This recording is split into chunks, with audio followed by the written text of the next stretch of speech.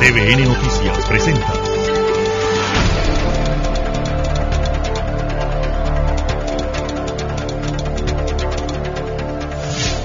TVN Investiga. Las inundaciones de diciembre pasado dejaron pérdidas humanas y económicas por más de 150 millones de dólares. Las inclemencias del tiempo también pusieron a prueba la capacidad de respuesta del gobierno y cuán preparadas están las poblaciones. Buenas noches, eso es TVN Investiga. Crisis del agua, naturaleza o negligencia. Bienvenidos. En este programa tendremos un análisis completo de cómo ocurrieron las inundaciones en el Llano y Cañita de Chepo y por qué la alerta no se brindó a tiempo. Todo debajo del agua. TVN Investiga también muestra cómo se recupera Portobelo, donde 9 personas perdieron la vida. Pero lo que más me duele fueron mis vecinos, los familiares que perdieron sus vidas. ¿Cuánto nos afecta el calentamiento global y los efectos que ya se sienten en Panamá? El año 2011 traerá más desastres naturales. ¿Está Panamá preparada? Aquí más la población se afectó por el falta de monitoreo. También investigamos cómo se generó la peor crisis del Idán, que dejó a más de 1 millón de personas sin agua potable en la capital por más de 2 meses.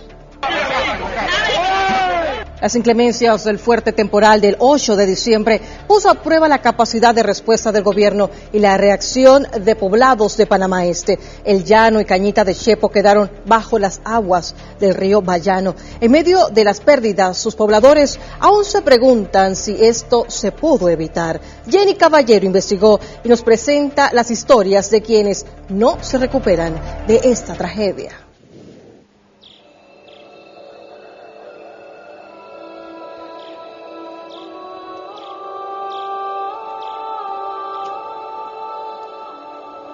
Comenzó la voz, pues Sinapro comenzó con la sirena, porque fue con la sirena, él nunca llegó avisándole a nadie, sino llegó con la sirena que había que evacuar el pueblo a las 6 de la mañana.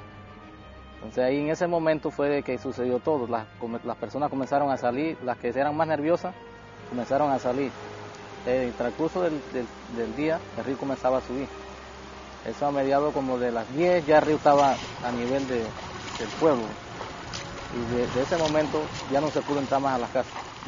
Mi esposa fue una de las primeras que yo saqué, porque me la traje para la escuela aquí, la de Lorenza G. de Lazo, y después yo, como soy bombero voluntario, entonces me dediqué a mi labor. Necesitamos que salgan de la casa, el río está a su máximo nivel, por favor salgan. Y embarazada y sin saber a dónde íbamos a ir, o sea, ya después que ya llegó mi esposo y me dice que no te pongas así, pero la casa de nosotros no sirve. Y en ese transcurso comencé a sacar lo que fue la pertenencia de mi hija, de la bebé que mi esposa estaba embarazada. Ahí fue lo único que pude rescatar fue a una bañera, fue lo único.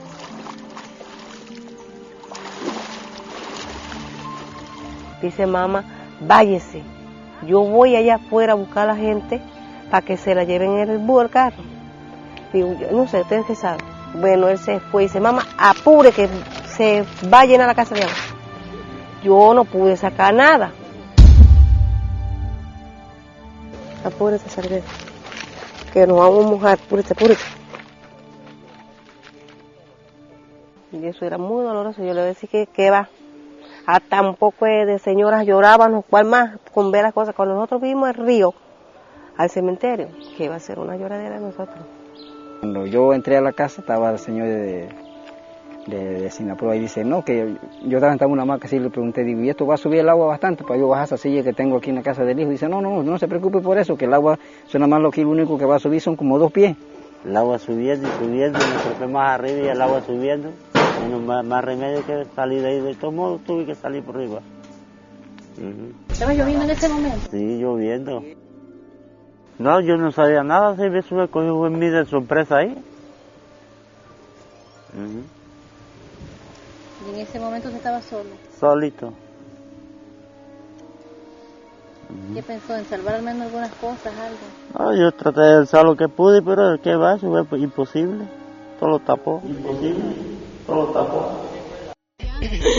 Todo bajo el agua, todo debajo del agua. ¿Tenían días de estar allá? Sí. Ya, mi amor, ya. Está todo tapado, todo hundido, todas las casas casi ni se ven. La manera que ellos quieren sacarlo aquí es esta, bueno, ya lo están logrando. Los reclamos por el desastre tocaron las puertas de la empresa AES Panamá, operadora de la represa Bayano. Sus representantes han asegurado que siguieron los protocolos y normas para vertir el agua. Los mapas de inundación demuestran que en una crecida muy grande, producto de las lluvias, el agua puede llegar hasta, en algunos puntos, hasta lo que es la carretera panamericana, y efectivamente eso fue lo que sucedió. Bueno, lo que más me llamó la atención que la AES Panamá 3 días antes de esto tuvo la represa cerrada. Entonces 2 días después nos inundan y entonces nadie quiere hacerse responsable ni nada. Dio mucha tristeza, porque todos los esfuerzos de uno que uno ha hecho por tantos años para tener poco a poco lo que uno ha tenido, mire cómo ha quedado. En la represa la alerta roja se decretó a las 2:30 de la madrugada el 7 de diciembre. Horas más tarde, a las 8:58 de la mañana, abrieron las compuertas. Se les advirtió que definitivamente no podían permitir que el nivel del agua sobrepasara lo que el protocolo indicaba. Y el agua se fue por encima de todo eso. No tomaron las medidas, absolutamente. Ese 8 de diciembre llovió como nunca. No hubo celebración. Ya de las casas solo se veía el techo, los tendidos eléctricos. Las calles ahora eran rutas para los botes. El llano estuvo 8 días bajo el agua. Nadie sabía, yo no sabía nada. Yo no podía, yo me sentí, ay Dios mío, ¿qué voy a hacer yo si yo no tenía nadie que me ayudara para sacar mi cosa? La alerta roja se mantuvo por 12 días. Llovió un 368% más que el promedio de hace 13 años. El frente frío no ha estado sobre Panamá, pero sí hemos tenido efectos de la parte delantera o del frente de viento que viene delante o que anuncia el frente frío, por decirlo así. Entonces, lo peor de todo esto es que no está preparado a Panamá para estas tragedias, para advertir a la gente de las consecuencias de lo que iba a pasar. Esto sorprendió a la población, sorprendió a todos los habitantes. Realmente ahí lo que hubo en un momento determinado fue una advertencia así, váyase rápido que se va a inundar todo. Y la gente lo que entró fue un pánico, una angustia, la gente huyendo. Eso es lo que sucede en las zonas naturales de inundación de los ríos. Cuando los ríos se crecen, ellos se desbordan e invaden las zonas de inundación del río. Así que desde ese punto de vista pues creemos que queda claro que no hay responsabilidad de nadie de daños en este caso, es simplemente los efectos de las lluvias. En Chepo, el gimnasio José Pulido, el centro básico Santa Isabel y el de Cañitas de Chepo sirvieron como albergue a unas 130 familias. Esposos, vecinos y amigos se apoyaban entre sí.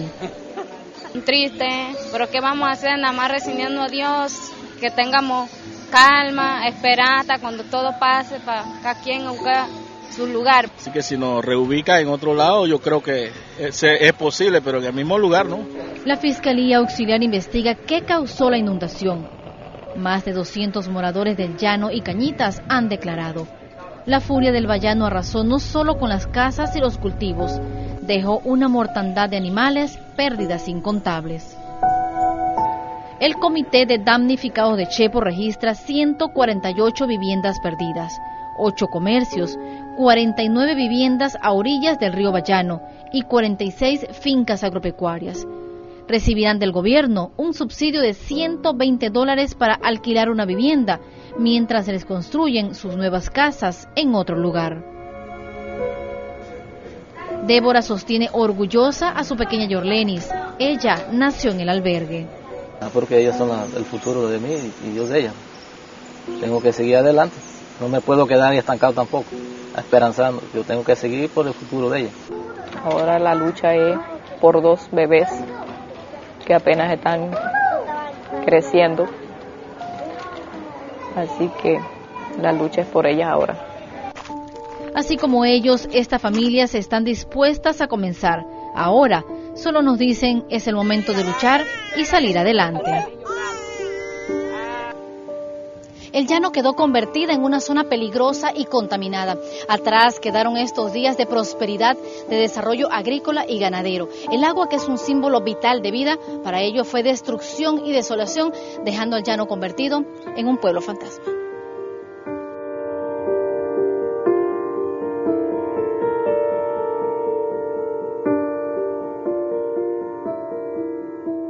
Así es, Iván, ahora cientos de familias en Chepo tendrán que empezar de cero mientras esperan los resultados de las investigaciones a raíz de 2 denuncias presentadas en el Ministerio Público. Sería precisamente el pasado miércoles la Fiscalía Auxiliar practicó una diligencia de inspección en la represa Bayano, donde participaron peritos del Ministerio Público, de la empresa AES Panamá y abogados de los querellantes. El Ministerio Público solicitó a la empresa la bitácora y todos los protocolos del manejo de la represa. Con ello se pretende determinar el grado de responsabilidad de AES en el manejo de las compuertas el día de la inundación en el llano de Chepo. No descartamos tener que volver nuevamente a la presa a objeto de realizar alguna pericia en compañía de todos los peritos y las partes, abogados de la defensa, querellantes y algunos de ustedes que estaban ahí haciendo representar. Continuamos con el segundo reportaje de TVN Investiga. Los residentes de Portobelo siguen esperando que las autoridades se acuerden de ellos. La comunidad puso los muertos que dejó el frente frío, pero pasados más de 2 meses, los damnificados no cuentan ni siquiera con un albergue adecuado. María Elena Barrios nos presenta los daños y las heridas que dejó el temporal de diciembre en Portobelo, emblemática población de la provincia de Colón. La acostumbrada belleza de Portobelo se ha visto empañada. Su paisaje ya no es el mismo después de los deslaves del 8 de diciembre. El histórico y pequeño poblado de pescadores perdió ese día a 8 personas sepultadas entre el lodo y las enormes piedras. Una de ellas era una mujer embarazada, por eso hablan de 9 muertos. El pueblo, fundado por los españoles como puerto de embarque del oro y riquezas de Sudamérica hacia España, creció sin ordenamiento territorial como la mayoría de los poblados del país. Por su característica geográfica y los monumentos históricos, los portobeleños fueron construyendo sus casas en las laderas de los cerros. Eso nos ha traído como consecuencia que no han llegado muchas solicitudes de vivienda del pueblo, de los moradores, y no hemos podido darle permiso, ya que están construyendo cerca de la ruina, porque no tenemos, esas leyes no nos dejan desarrollar. La estación lluviosa siempre ha sido inclemente con la costa arriba de Colón. Desde el lunes 7 del último mes del año, llovía incesantemente, pero nadie se percataba que lejos de amainar, el aguacero cada vez se hacía más intenso. Fue algo, como quien dice, algo sobrenatural, por decirlo así, porque nunca lo había vivido. El martes 8, Día de la Madre, había misa de primera comunión en la iglesia de San Felipe. El milagroso nazareno de Portobelo recibía a los hijos del pueblo, que lo alberga desde 1658. Eran las 12 mediodía cuando fueron sacudidos por una desgracia. El cerro se les venía encima. El papá de mis hijos estaba afuera. Cuando me dice, corre, corre, que sentimos que la casa se nos venía encima. Entonces corrimos para este cuarto y él metió la mano, reventó el vidrio y salimos por ahí antes que cayera la segunda avalancha de tierra. Este inofensivo riachuelo, cuyas aguas bajan de esta pequeña montaña y que por los portobeleños es conocido como el Chorrillo, pasaba justo en el medio del terreno donde las familias Zapata tenían construidas sus casas.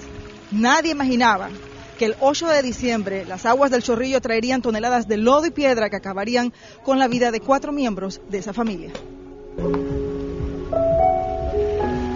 La historia más conmovedora es la de la familia Zapata. Miguel Ángel es el único sobreviviente. Su hermano Eduardo Zapata, de 25 años, estaba afuera. La corriente de lodo y roca se lo llevó a su paso. Su padre, Vicente Zapata, de 54 años, desde el balcón pudo verlo. Aunque gritó para advertirle, no imaginaba que él sería el próximo. La mitad de su cuerpo quedaría atrapado. Fue algo terrible, algo trágico. Ese día estaba lloviendo demasiado. Yo había en la mañana conversado con ellos y al ratito que pasé por aquí ya sucedió todo. Miguel Ángel se salvó porque ya no vivía en esa casa. Pero además de ver morir a su hermano, a su tía Narci Zapata y a su sobrina Yani Arauz, de 8 años, le tocó ver morir a su padre. Miguel Ángel quedó solo. Cuando vinimos ya no se podía hacer más nada. ¿Tú lograste ver a tu papá o a tus familiares? En la esquina ahí, todavía estaba vivo, pero vino otro segundo desliz de tierra y lo tapó. Toda la familia de Isaura sí pudo salvarse. Entre los escombros de su casa todavía está la ropa en ganchos, parte de los utensilios de cocina, el televisor y demás mobiliario del pequeño hogar. Dice que no le interesa nada de lo que allí quedó, solo espera una ayuda. Aquí yo no quisiera vivir porque ya es una experiencia bien triste y esto me hace recordar muchas cosas y no quisiera vivir más aquí. Y que nadie construya permanente ahí por motivo de que no queremos que vaya a ocurrir desgracia, ya que si vamos a reubicar, entonces tampoco vaya a afectar más a nadie. Pero no todos están dispuestos a dejar el lugar donde nacieron y vivieron. Luis del Cid dice que construyó su casa con mucho esfuerzo. Hoy parece una ruina más de los tantos monumentos históricos que hay en Portobelo, pero está dispuesto a reconstruirla. Sinceramente no me mudaría, tendrían que darme una buena opción porque aquí todos estos lugares, todas estas áreas, todos estos terrenos son terrenos propios, con título de propiedad, no son terrenos municipales. Y el lugar donde supuestamente quiere el gobierno, el alcalde, echarnos a vivir, de ubicarnos, es un relleno donde era un basurero cerca del manglar, que eso no está ofreciendo ninguna seguridad. En Buenaventura la historia se repitió casi simultáneamente. Paco y su familia ocupaban 2 casas a orillas de la carretera, de frente al hermoso mar Caribe que baña las costas de Colón. Habían dejado Colombia para radicarse en este paradisíaco poblado, pero el destino les jugó una mala jugada y la naturaleza acabó con sus sueños de una vida mejor.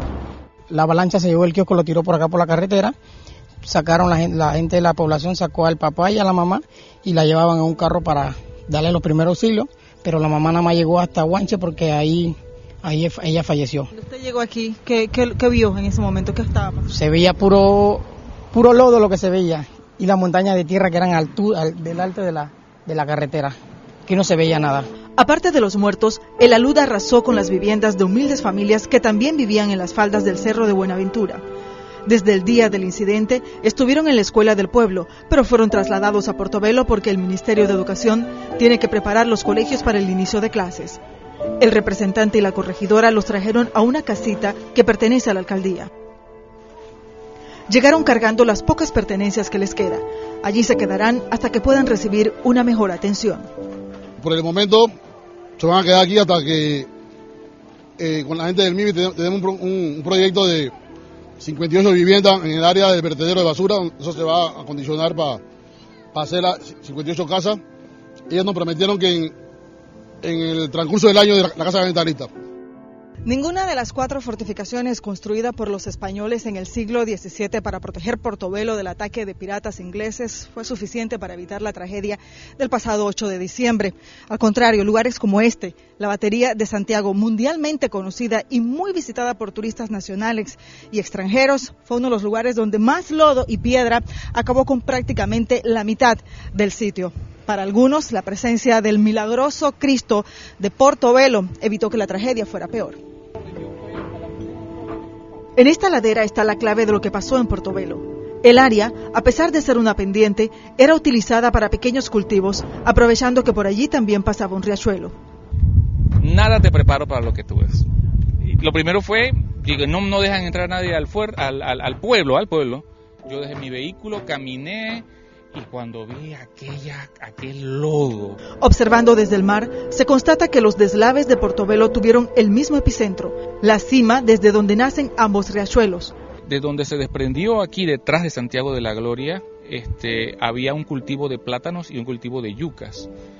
¿Pueden esos cultivos por sí mismos sostener una capa vegetal cuando sabemos que en Portobelo las lluvias suelen demorar 24 horas o 36, 38 horas, como fue el primer aguacero del 8 de diciembre?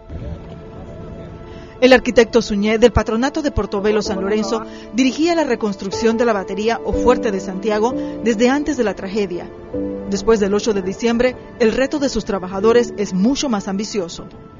Yo no le puedo garantizar que vamos a tener una Cartagena de Indias en Portobelo, pero sí espero en Dios y con el esfuerzo de los muchachos que están allá abajo dándole y con verdad la bendición de Dios, vamos a tener nuestras fortalezas presentables y nuestras fortalezas para durar otros 350 años más. A pesar de los estragos de la naturaleza, Portobelo sigue cautivando a los turistas, especialmente a los europeos, que miran con la misma fascinación su belleza, sus calles pequeñas y tranquilas, su gente sencilla y pintoresca y el mar que baña estas costas. Silencioso y vigilante, el NASA, su santo patrono, observa como mudo testigo el dolor de quienes perdieron a los suyos, de quienes se quedaron sin nada. Nosotros estamos vivos gracias al santo, digo yo, que nos ayudó. Pero jamás de los jamases yo pensé de que esto iba a suceder, jamás.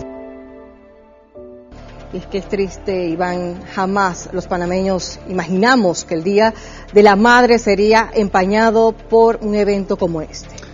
El caso de Portobelo coincide con las advertencias de los expertos que aseguran que el peligro radica en que no existe un reordenamiento territorial en las áreas vulnerables y que, al contrario, poco o nada se hace para prohibir que se creen nuevas poblaciones en áreas propensas a sismos, derrumbes o inundaciones. Desde el 8 de diciembre el pueblo está sin agua. Llevan 2 meses abasteciéndose prácticamente de una toma de agua de Buenaventura a través de tuberías. Es hora de irnos a una pausa, pero más adelante les mostraremos cómo Panamá sufre los embates del cambio climático. Esto es TVN Investiga, crisis del agua, naturaleza o negligencia. Al volver, el Mar Caribe sube de nivel en medio de la devastación de arrecifes y manglares. ¿Qué va a pasar con Colombia aquí a 30, 40 años? Los organismos internacionales advierten que solo los planes de prevención podrían disminuir las muertes en los desastres naturales. Aquí les mostraremos si Panamá está preparada. Aquí más la población se afectó por el falta de monitoreo del director de SINAPROC. Las inundaciones de diciembre provocaron la peor crisis en el Idán. Conoceremos los detalles de un informe que advertía que esto podría pasar. Y nunca en la vida había visto que una obra que no tenía sino 2 años de ejecutada pudiera tener tantas fallas. Ya regresamos con más de TVN Investiga. Crisis del agua, naturaleza o negligencia.